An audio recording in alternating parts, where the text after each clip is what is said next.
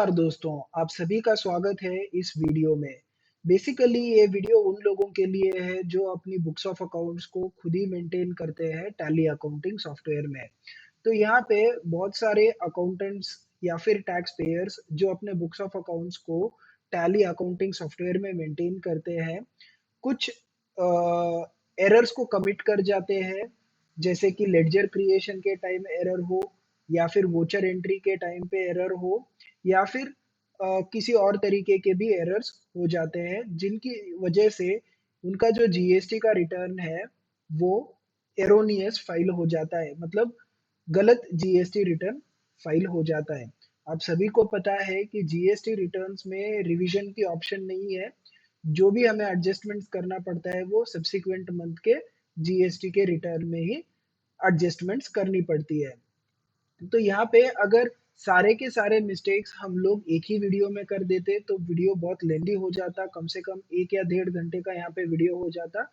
इसीलिए हमने क्या किया है कि एक-एक मिस्टेक का हम लोग सेपरेट वीडियो बना रहे हैं। तो सारे के सारे वीडियोज़ आप देखिएगा, ताकि आपके भी जो जब भी आपका जीएसटी रिटर्न फाइल हो, वो एक्यूरेट जीएसटी रिटर्न फाइल हो और आपके जो एरर्स हो वो बहुत ही मिनिमाइज़ हो जाए यहाँ पे।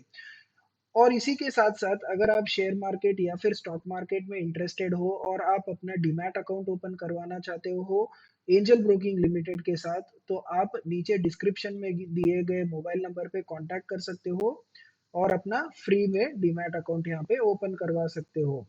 तो वीडियो को शुरू करते हैं। सबसे पहले आता है हमारा राउंडिंग ऑफ के रिलेटेड एरर। तो यहाँ पे बहुत सारे अकाउंटेंट्स कह लीजिए या फिर टैक्स पेयर्स कह लीजिए, जब भी वो अपने जीएसटी के रिलेटेड लेडजर्स को क्रिएट करते हैं, यहाँ पे एक बहुत बड़ी मिस्टेक कमिट कर जाते हैं। वो अपने लेडजर्स को राउंड ऑफ कर देते हैं। यहाँ पे जो उनके सीजीएसटी के लेडजर हो या फिर एसजीएसटी के लेडजर हो या फिर आईजीएसटी के लेडजर हो या फिर यूटीजीएसटी के लेडजर हो, उन लेडजर्स को टैली में कॉन्फ़िगर करते वक़्त राउंड ऑफ कर देते हैं। मतलब उनके मास्टर्स में राउंडिंग ऑफ का जो फीचर है उसको एक्टिवेट कर देते हैं। यहाँ पे मैं आपको बताना चाहता हूँ कि जीएसटी लॉ में कहीं पे ये नहीं कहा गया है कि जब भी आप टैक्स कलेक्ट करोगे आपको राउंडेड ऑफ वैल्यू में ही कलेक्ट करना है।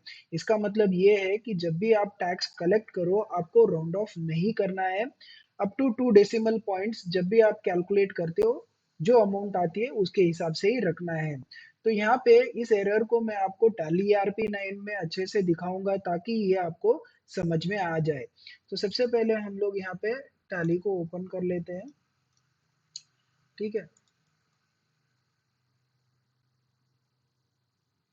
तो यहाँ पे ऑलरेडी मैंने टैक्स के रिलेटेड लेडजर्स को क्रिएट कर दिया है, तो मैं इसके मॉडिफिकेशन ऑप्शन में आपको लेके जाता हूँ। फॉर एग्जाम्पल सबसे पहले मैंने यहाँ पे एक लेडजर क्रिएट किया है जिसका नाम मैंने दिया है सिर्फ सीजीएसटी और एक और लेडजर क्रिएट किया है उसका नाम मैंने दिया है सीजीएसटी राउंड ऑफ। तो सीजीएसटी लेडजर में मैंने जो कॉन्फ़िगरेशन किया है आप यहाँ पे देख सकते हो राउंडिंग मेथड में मैंने नॉट अप्लीकेबल रखा हुआ है।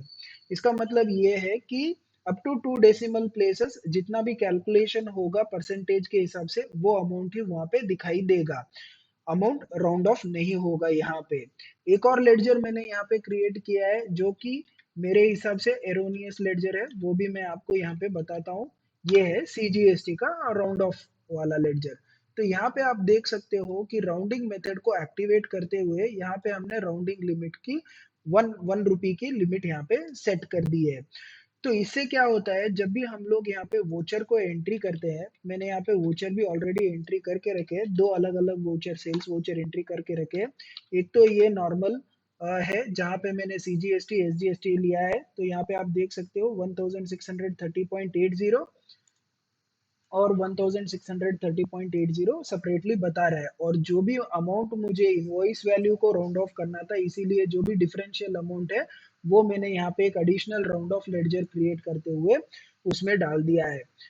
एक और मैंने यहाँ पे एंट्री की हुई है जिसमें कि मैंने राउंड ऑफ लेडजर का इस्तेमाल नहीं किया है लेकिन टैक्स के लेडजर्स को ही मैंने यहाँ पे राउंड ऑफ कर दिया है। वो भी मैं आपको एंट्री बताता हूँ यहाँ पे।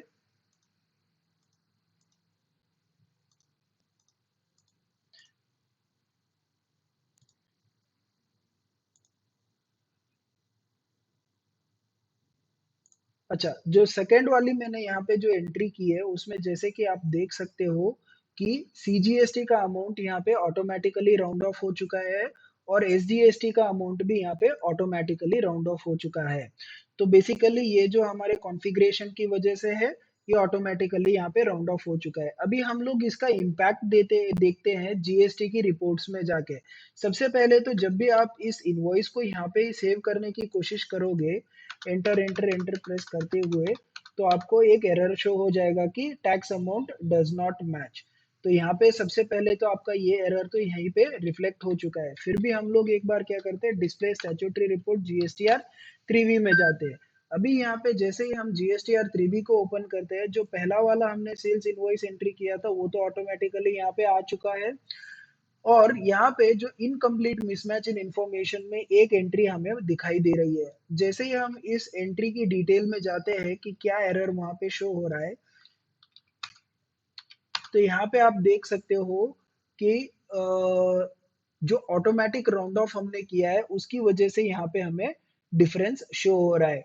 ये बेसिकली क्या बोल रहा है कि एज पर कैलकुलेशन इतनी बनती है अमाउंट और आपने एज पर ट्रांजैक्शन इतनी कर दी है।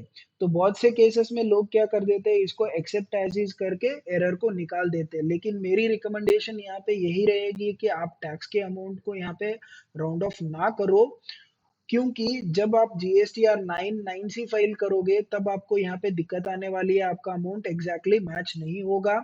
उसके बाद आपका जो कस्टमर है जिसने भी आपके पास से परचेजेस किया है, उसके भी जीएसटीआर 1 और जीएसटीआर 2A का रिकंसिलिएशन नहीं होगा प्रॉपरली। अ, तो इसके साथ-साथ मैं आपको ये रिकमेंडेशन करूँगा कि अगर आपको इनवॉइस की अमाउंट को राउंड ऑफ करना ही है, तो आप एडिशनल एक राउंड ऑफ के लेडजर का यहाँ पे इस्तेमाल कर सकते हो, जैसे कि मैंने पहले वाले इनवॉइस में यहाँ पे इस्तेमाल किया था।